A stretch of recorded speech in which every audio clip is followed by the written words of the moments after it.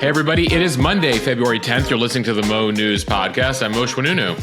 And I'm Jill Wagner. This is the place where we bring you just the facts. And we read all the news and read between the lines so you don't have to on this Monday after the Super Bowl, which, Jill, should be a national holiday. Many people think so. Yeah, it feels like there's not a lot of work going to be happening today. No, one of the least productive days of the year, along with those first couple days of March Madness that come up next month. So, Jill, were you at a party last night, or how did you take in the big game? With my family at my house, and actually kind of running in and out of my kids' rooms because their bedtime coincides with when the game was on. Yeah, just home. Alex, Olivia, me. Olivia's appetite was grande last night. We had chicken wings, and she kept coming back for more and more and more, like crawling for more. It was amazing. She had 3 dinners last night, effectively. So that was like the first part of the game before we hit bedtime. She was trying to get into the blue cheese dip, but I just feel like that's bad news for a toddler. Yeah, I feel like blue cheese isn't technically something that you're supposed to have maybe until your stomach's fully developed. Yeah. We had to. She got upset, but I was like, listen, at next year's Super Bowl, we'll get you some of the dip. All right, Moshe, let's get to the headlines, and we'll start with the Super Bowl, the biggest sporting event of the year. We break down the game, the halftime show, and the commercials. And then over to Washington, where 2 judges block Elon Musk's efforts to slash federal spending. We'll tell you about those rulings halting USAID furloughs and ensuring that Elon Musk cannot access Treasury Department funds. At least temporarily, judges have hit pause on a few of the major initiatives of the Trump administration. Meanwhile, Musk's team takes control of key systems at the Consumer Financial Protection Bureau, all but dismantling that agency. Over in the Middle East, 3 more Israeli hostages and nearly 200 Palestinian prisoners were released over the weekend. And given the frail state of the hostages, some more urgency about phase 2 of the deal and getting the remaining hostages out. Back to Washington, Donald Trump freezing aid to South Africa over a controversial land law claiming discrimination against white farmers, why South African officials are calling that misleading and false information. To health news, the C.D.C. posted and then deleted data on bird flu, talking about the spread between cats and people. Yeah, we'll tell you what we think might be happening behind the scenes there. And finally, a little pre-Valentine's Day story. Should a couple break up if one of them refuses to use a location sharing app? Moshe, what do you think? We'll talk about the generational divide. Gen Zers and younger millennials versus everybody else, and expectations about how much you should know about your partner 24/7. I need to know everything. Everywhere, every step you take. What is that, the Sting song? Every breath you take. All right, and Moshe, a special on this day in history. Yes, last week we talked about how some of you, we are hoping some of you chime in with important dates that you know about from history. And so today, a special on this day from Ellis, a 13-year-old, one of our youngest listeners here on the Mo News podcast. And so we'll tell you about what he wanted to make sure you all knew about from this day in history. Okay, let's start with what most of us were probably watching last night. Super Bowl 59, the game took place in New Orleans. Kansas City and Philadelphia faced off for the second time in 3 seasons. Patrick Mahomes' Chiefs were attempting to make NFL history by becoming the first team to win 3 straight Super Bowl titles. On the other side, Jalen Hurts' Eagles were looking for their second Super Bowl win in franchise history. The first half, all Eagles dominating the 2-time defending Super Bowl champs. The Chiefs went into the break down 24-0. That is tied for the second largest halftime deficit in Super Bowl history. Yeah, in the second half, not much better. The Chiefs were able to get a couple touchdowns there in the second half, but a couple of them came way at the end, and the Eagles just were crushing them. Final score 40-22. And that probably doesn't even depict just the complete domination that the Eagles had over the entire game. So the game, Moshe, a little bit snoozy. But there's still plenty to watch for. It was a who's who. It was a who's who of celebs and prominent people in the crowd, including President Trump, who became the first sitting president to attend the game in person in the Super Bowl's 59-year history. He received huge cheers in the Superdome when he was shown on the big screen during the national anthem. Prior to the game, Trump had predicted in an interview that the Chiefs would win, noting the skills of Kansas City's quarterback, Patrick Mahomes, and that his wife, Brittany, was a huge Trump fan. So don't take Trump's sports predictions to the bank in the future. It was funny because Trump is so not politically correct, but he kind of like checked himself a little bit and then said, well, the Eagles are good too. Yeah. They might win also. Well, the typical answer, having produced these interviews with presidents on Super Bowl, ahead of the Super Bowl, like I remember Obama would always like just talk about the skills of both teams and not get himself into trouble, like knowing that like you're gonna upset a certain amount of voters by trying to predict one side. And of course you could be wrong. I guess for Trump, he's not running again, so it's second term. Whatever. Asked about the president being in attendance, both Mahomes said it was cool to play in front of him. Travis Kelce called it an honor. Eagles quarterback Jalen Hurts a little bit less enthusiastic about Trump making the game, saying that he could, quote, do whatever he wants. Some other celebs in the crowd. Kevin Costner was seen chatting with SNL's Pete Davidson. Adam Sandler was there hanging out with Paul Rudd and Paul McCartney. Just Paul's. There was a shot, Jill, of all them sitting in a box. You're like, I would never have thought that crew would all be hanging out together. And yet at the Super Bowl, they were. Like, what are they talking about? I want to know. Obviously, Taylor Swift, the girlfriend of the Chiefs, Travis Kelce, was in the crowd, although she appeared to be booed by the Eagles fans. When she was shown on the big screen, she kind of laughed it off. Then she was seen mouthing something like, what is going on? Though, to be candid, it doesn't take much for Eagles fans to boo anything and anybody. I thought she was a good sport, and I also felt like the NFL didn't show her that much because I was looking for her. I wanted to see her, and I'm like, when are they going to show her? I think they've gotten the feedback that it was like a little too much a couple years ago, and now we're like into the third. Is this the third year of Taylor and Travis? At least the second year. And I think people are kind of like, okay, like we know that they're dating. We know that she's in the crowd. It was also a rough game for the Chiefs. Yes. So they tend to go to her when she's cheering. So right. There wasn't much to cheer for the Chiefs last night.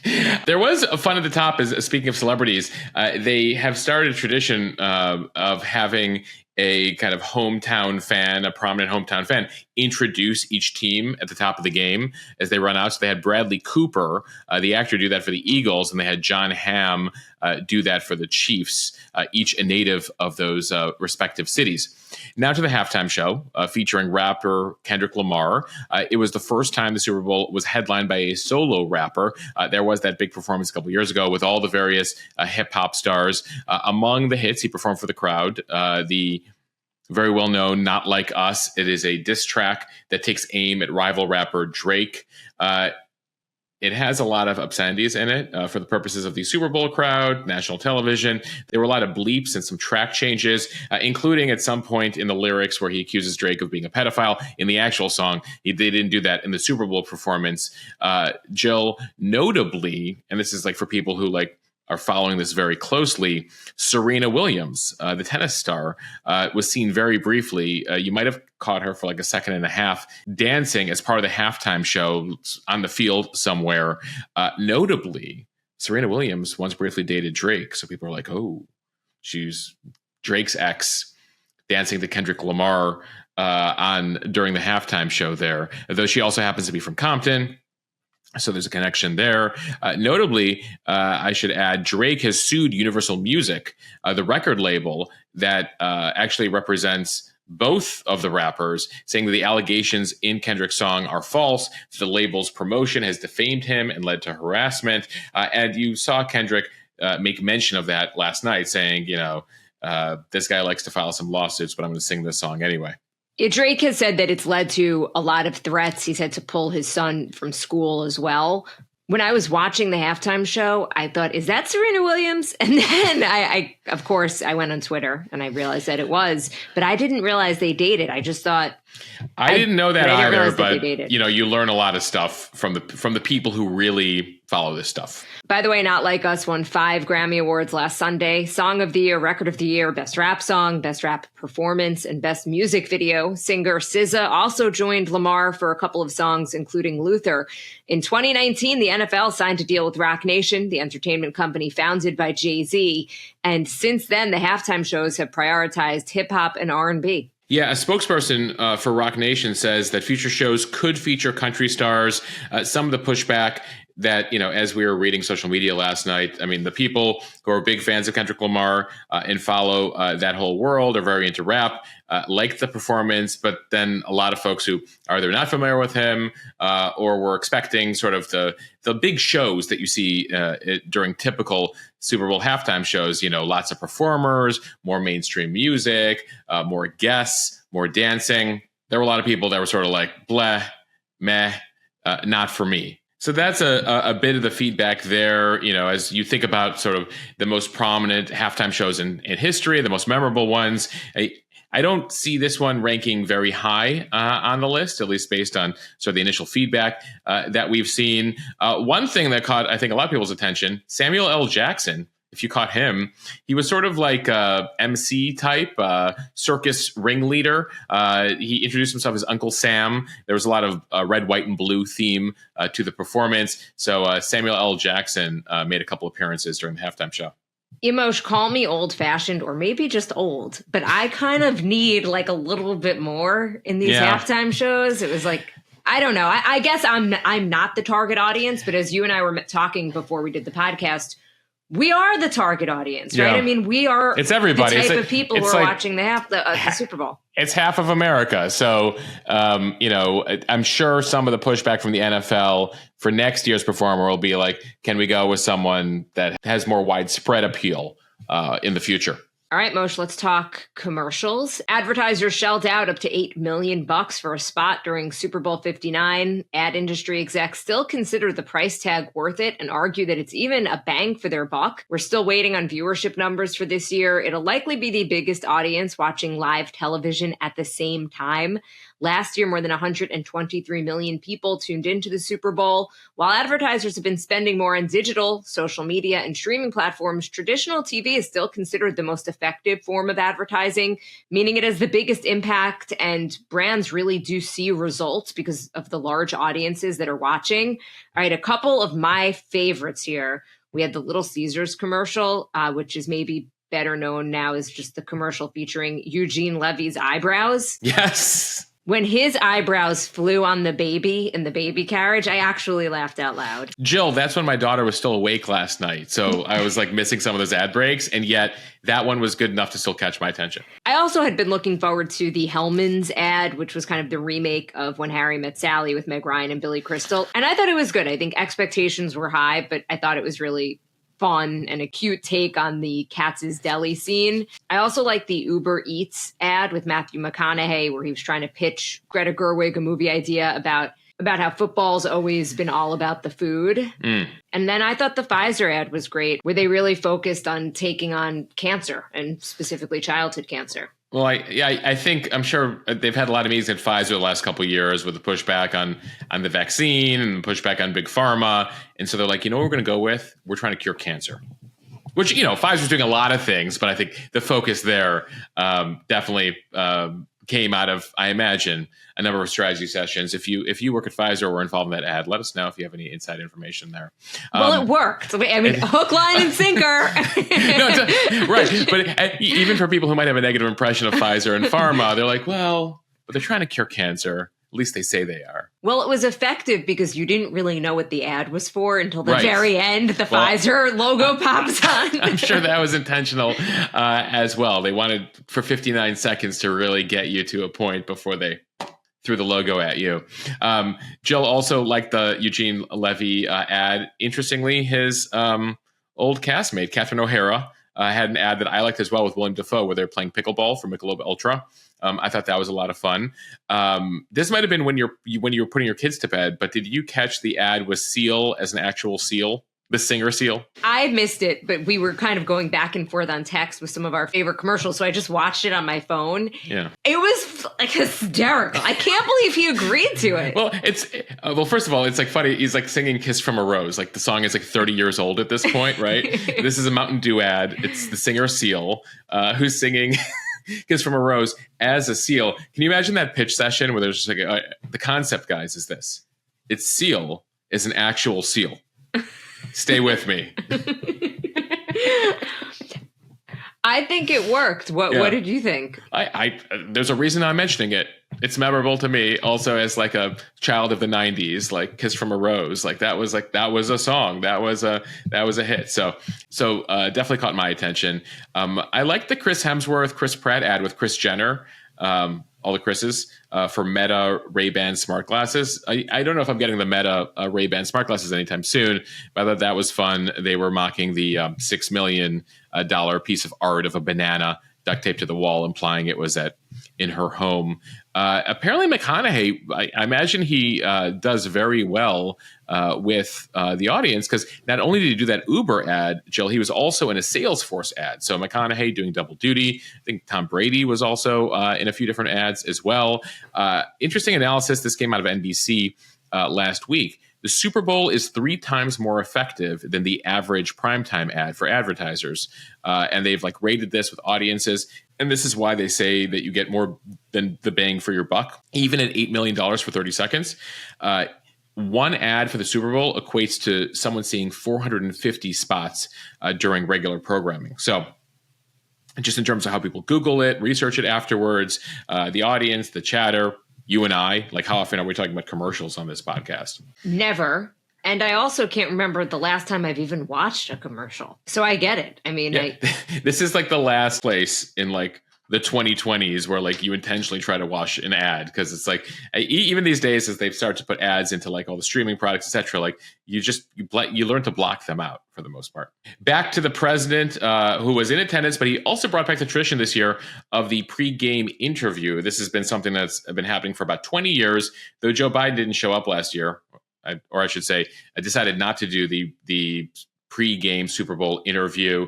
It was sort of, now looking back at it, the first indication that he probably wasn't up for running again. But Trump was back. He pre-taped at Mar-a-Lago on Saturday with Brett Baer over at Fox News, talking football, as we mentioned, also talking politics. Among the headlines, he was asked about just all the changes he's been enacting here in the first couple of weeks, including how his second term is different from his first term. He mentioned he just knows what he's doing this time, and he's put people in charge who he feels are loyal and actually willing to execute on his agenda. Talked a lot about Elon Musk and a variety of other things. Which brings us to Washington for our next story, where the White House is running into some challenges in the courts as judges, including one appointed by Donald Trump, paused some of his plans to quickly overhaul the government. Over the weekend, a federal judge blocked the Department of Government Efficiency, aka DOGE, from accessing sensitive Treasury Department records that deal with trillions of dollars given out to individual Americans. Yeah, this is particularly controversial, how much access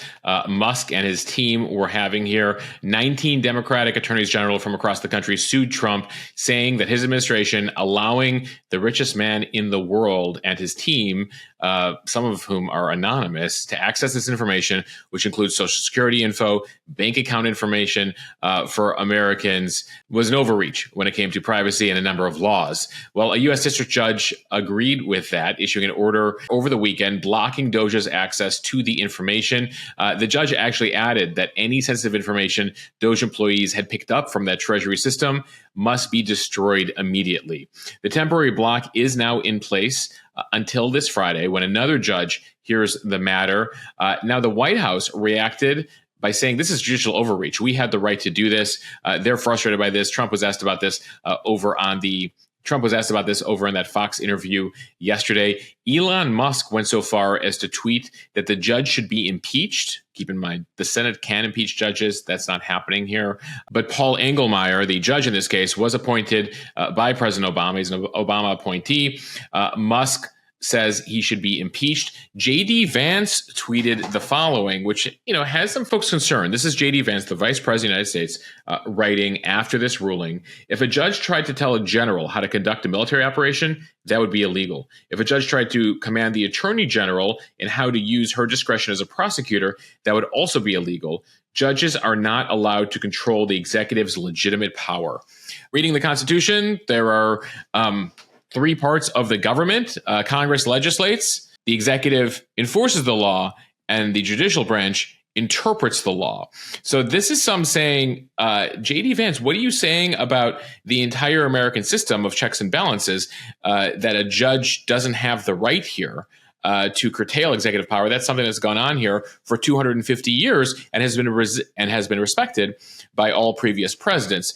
So far, the White House is following this ruling and several other rulings from the weekend, but ultimately that tweet from the vice president did raise some alarm bells for some folks. Yeah, hours earlier on Friday evening, another federal judge blocked the administration from placing thousands of workers at the U.S. Agency for International Development, or USAID, on leave. This ruling from Judge Carl Nichols, who's actually a 2019 Trump appointee, issued a restraining order pausing the imminent administrative leave of 2,200 USAID employees and a plan to withdraw nearly all of the agency's overseas workers within 30 days. He also ordered the temporary reinstatement of 500 agency employees that are already on administrative leave.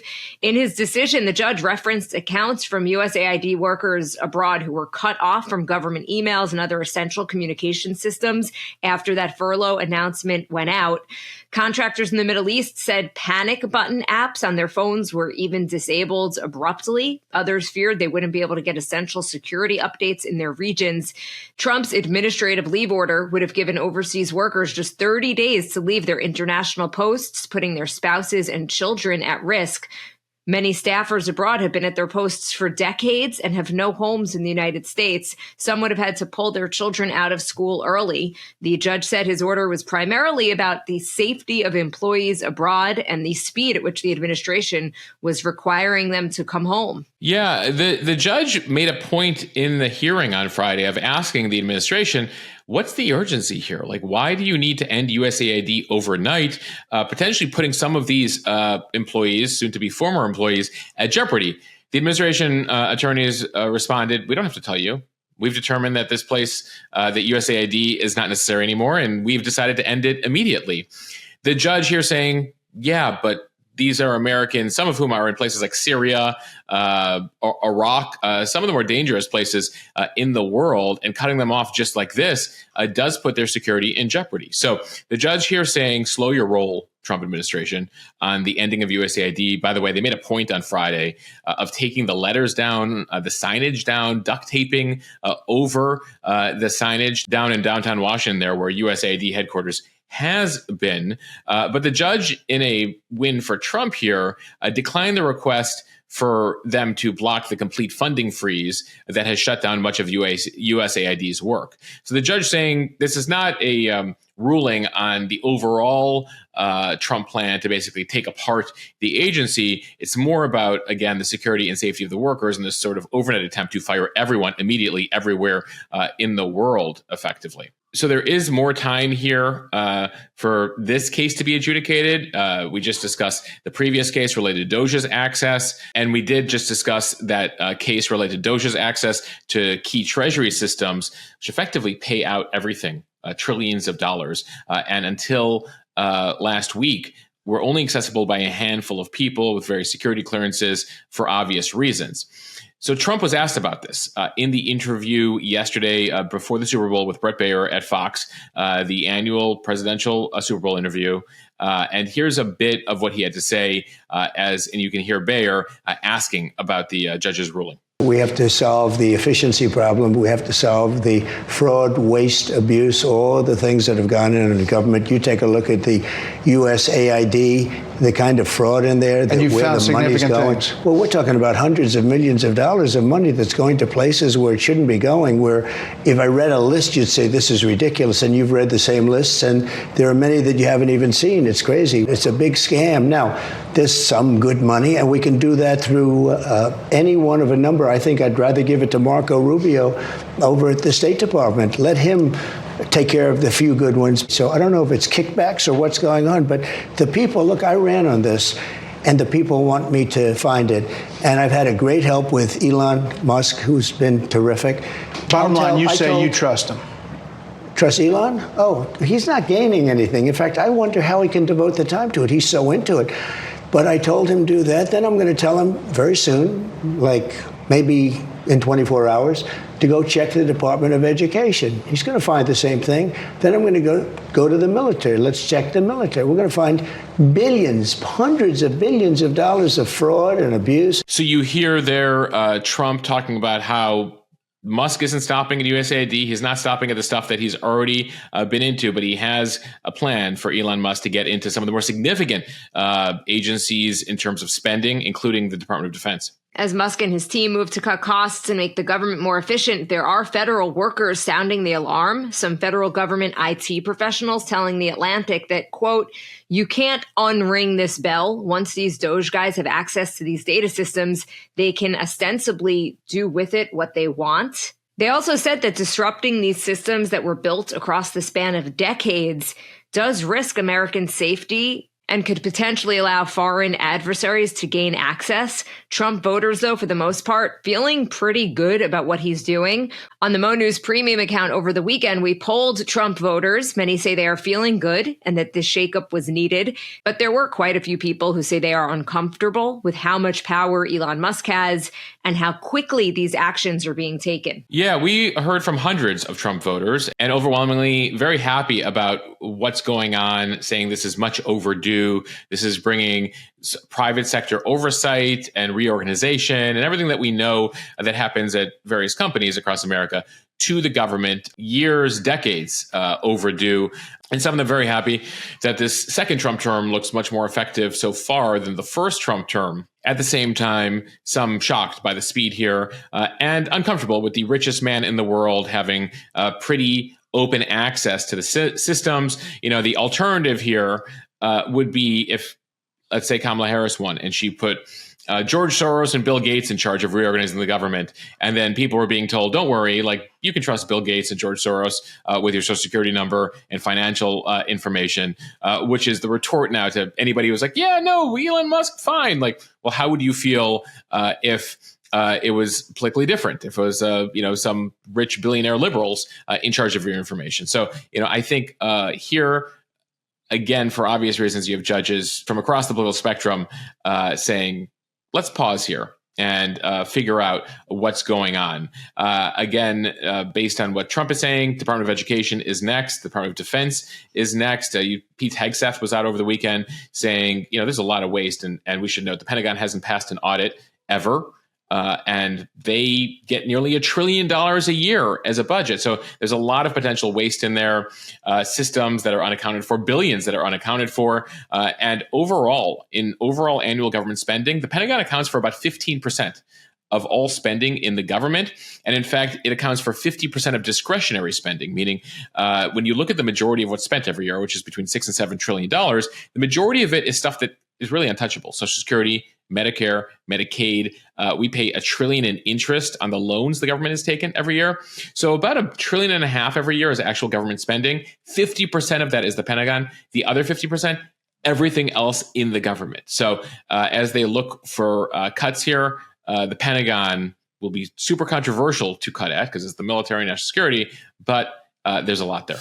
Okay, time for the speed read from the Wall Street Journal. Another government agency facing shutdown, the Consumer Financial Protection Bureau. Over the weekend, employees at the CFPB were told to effectively stop working and cease all operations. The Consumer Protection Bureau is essentially the federal government's financial industry watchdog. It was created in 2011 in the aftermath of the 2008 financial crisis to monitor and investigate the country's major financial institutions. The message about the pause on operations nominations came from the newly confirmed director of the Office of Management and Budget, Russell Vogt. He was also named on Friday as the acting director of the CFPB. Vogt is known as the architect of Project 2025, the 900-page agenda put together by a Republican research institute that, among other things, called for the end of CFPB, as well as a number of things that Trump is currently trying. Vogt spent years trying to dismantle what he calls the administrative state.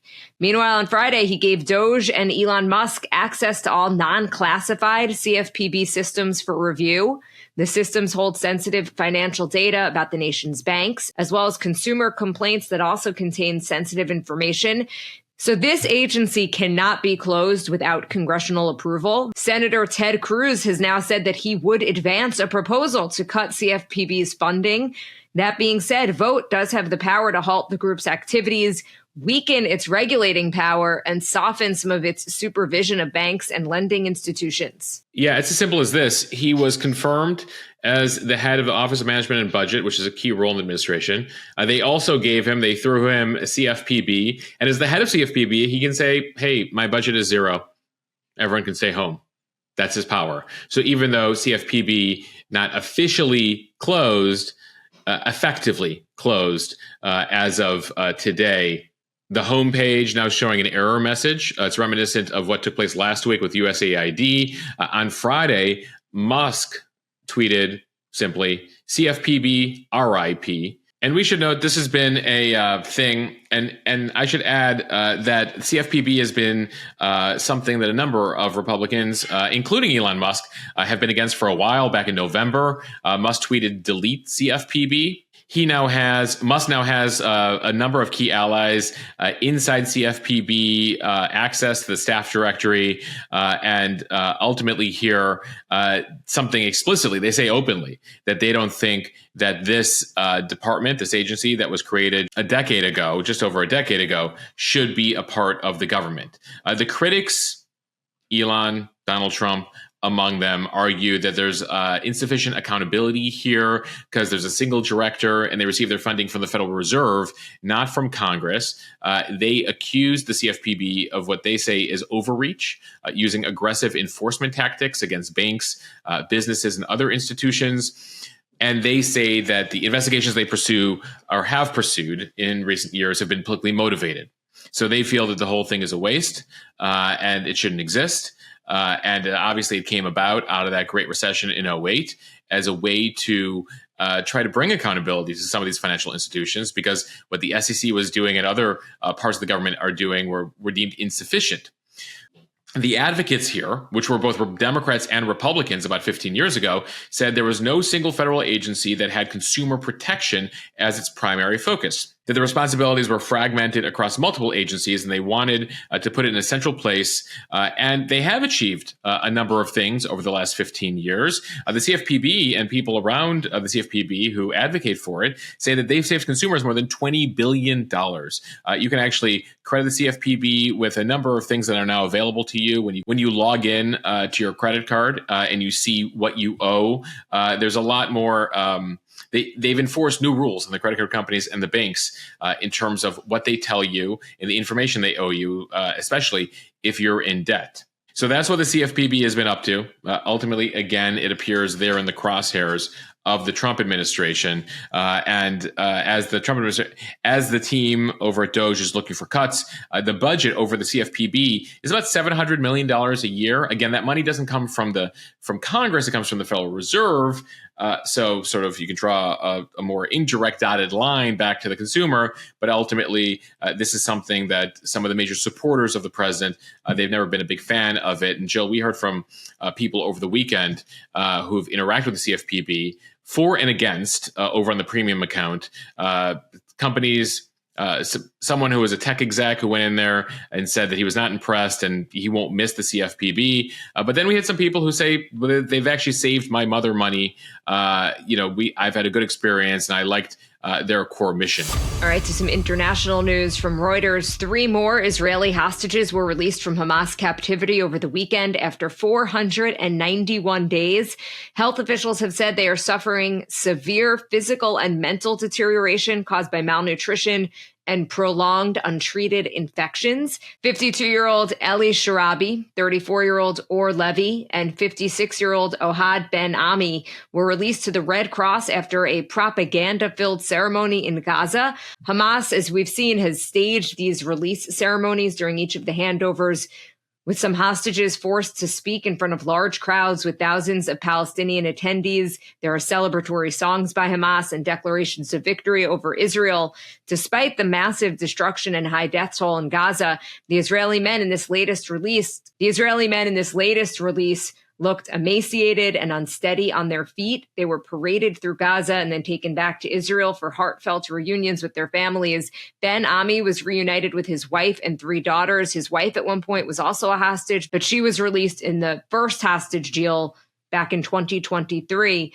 Sharabi was reunited with his sister and mother, and tragically, they had to tell him that his wife and 2 teenage daughters were killed in the October 7th attack. Yeah, in a really sick act of psychological torture at the end there, Hamas made Sharabi go on stage and speak to the crowd of thousands, including asking him what he looks forward to. These questions and answers apparently were all rehearsed in advance, Hamas giving these guys a script. And Sharabi talked about how he's looking forward to returning to Israel to finally see his wife and daughters. Hamas officials had not told him that they had murdered his wife and daughter 16 months ago. Sharabi, again, finding out that news tragically just hours later. Levy also learned this weekend that his wife was killed. His 3-year-old son had been living with his grandparents while Levy was in captivity. They had an emotional reunion. The hostages told family members that they suffered physical and psychological abuse during captivity.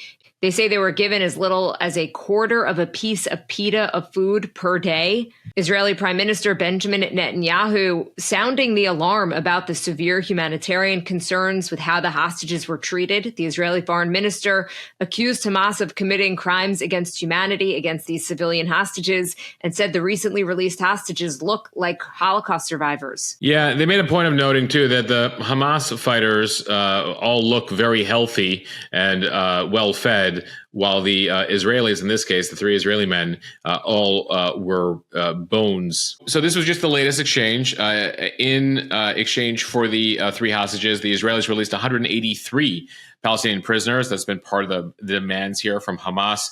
Several dozen of the prisoners they released had been convicted of murdering multiple Israelis, serving life sentences in Israeli prison. In addition to them, about 100 of the Palestinians released over the weekend had been captured in Gaza after October 7th, but had been detained without trial over the last year. So they were returned to Gaza. As far as the murder convicts, part of the deal here the Israelis have struck is that they're not allowed to stay in the Palestinian territories. They must be sent to a third-party country. And so a number of them have been deported to Egypt, and then Egypt is then deporting them to other countries. Right now, Hamas says Pakistan, Turkey, and Algeria are among the countries that have agreed to take on the Palestinian prisoners, or I should say former Palestinian prisoners. And that brings us to what's next in the region. Phase 1 continues here. Just over a dozen Israeli hostages left in this phase in exchange for hundreds of Palestinian prisoners.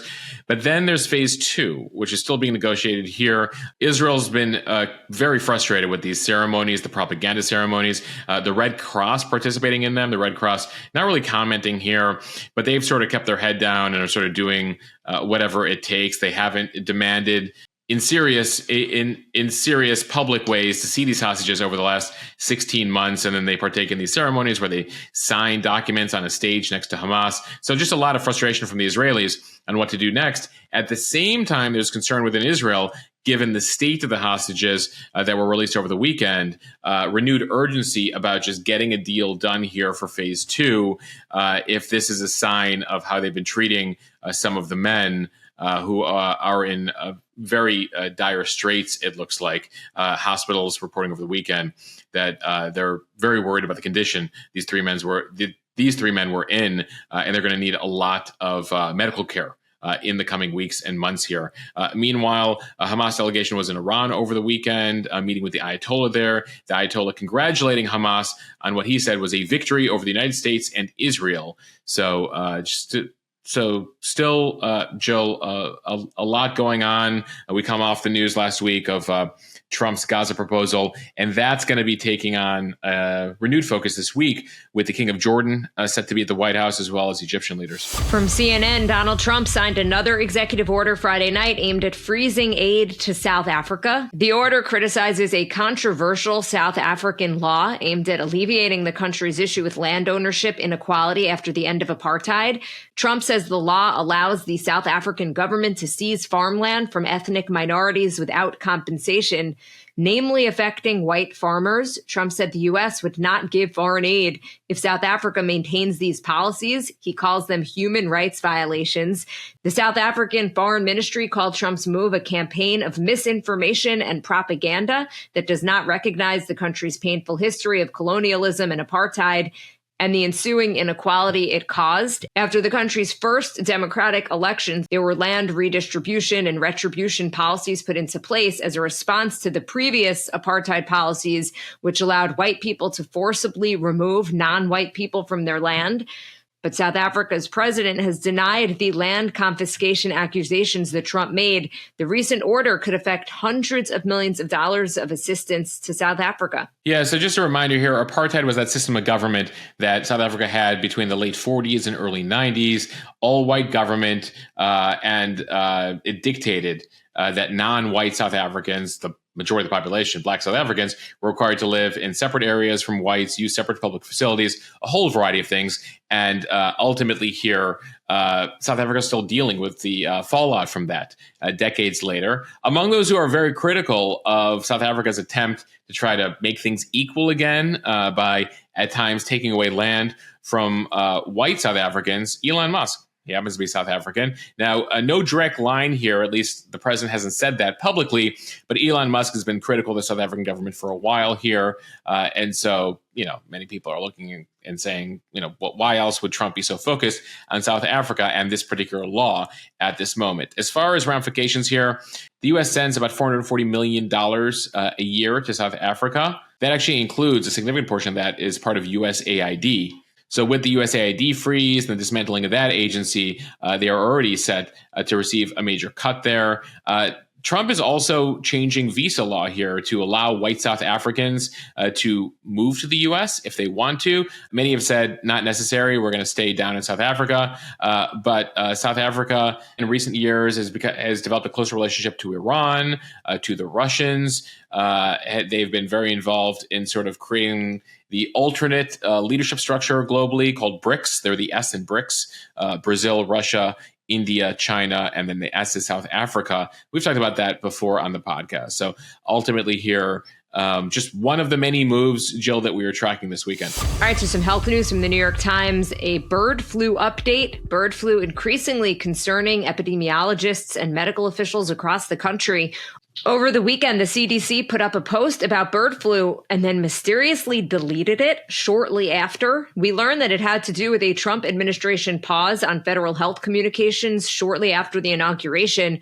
The post that was since deleted said that cats infected with bird flu might have spread the virus to humans. The New York Times obtained the data, which had specified that one infected cat died 4 days after symptoms began, but could have passed the virus along to another cat who then affected a human adolescent. And then in a second household, an infected dairy farm worker possibly gave bird flu to a cat who got sick and died. We should note bird flu has infected nearly 70 humans in the United States, but scientists say it does not yet have the ability to transmit from human to human. One American who had a prior medical condition has died from the infection. Scientists have known that cats are highly susceptible to contracting the virus, but they didn't know if the cats could then pass it along to humans. At least 85 domestic cats have been infected since late 2022. Yeah, but they believe that number is actually much, much higher due to a lack of testing. And so that's why this report is a big deal. If your domestic cat can then pass bird flu to you. So multiple reports over the weekend as to questions about why certain C.D.C. reports are being held back. Jill, you mentioned there was a freeze on communications from health agencies after the inauguration. They've now let up on that a bit, but not altogether. The thinking is they're waiting on RFK Jr. to get confirmed and go in there. And Trump doesn't want to have to deal, the White House doesn't want to have to deal with certain headlines. namely the bird flu. One of the lessons from the first term was they put a lot out there on COVID early on. And so the thinking is, again, they won't confirm this officially, that they'd rather have less information out there on bird flu. Notably, one of the reports they did release over the weekend was related to the toxic chemicals that the LA wildfires spread. Now, Trump does not take responsibility for that. That fire, those fires, which started before he took office, and Democrats run California. But the bird flu situation, certainly I'm hearing from some people that it is getting more and more attention. And bird flu, we should mention, has been tracked for decades. But one of the issues is that the variants now of bird flu are now infecting other animals. They're not just restricted to birds. There's cattle. There's cats, as we mentioned. There's been a few more human cases. So the concern is that as the bird flu adapts here, how closely are we tracking it to ensure we'll be ready inevitably when it becomes a human-to-human situation. And also just like the fact that this message was posted and then taken down. Oh, and I should mention one of the charts from the cat to human report accidentally ended up in the LA fire report they put out. So and they're talking about massive cuts at the C.D.C. and some of these health agencies right now. So it just, it's one of these things where it's like, could it have been innocent? Is there a concern? There's just a lot of questions, and the lack of information is certainly, leading to doubts among some public health professionals. And finally, from the Wall Street Journal, a sign of the times, the headline, "I can't track you, we'll have to break up." Giving your partner a window into where you are at all times is a sign that things are getting serious these days. But when one partner refuses to be tracked on an app, it can raise red flags for some people, especially amongst younger millennials and Gen Zers. For younger Americans who only know the reality of having grown up sharing their location with parents and friends, this seems perfectly normal. Location sharing has also become common among married couples who find it helpful for timing dinner to a spouse's ETA.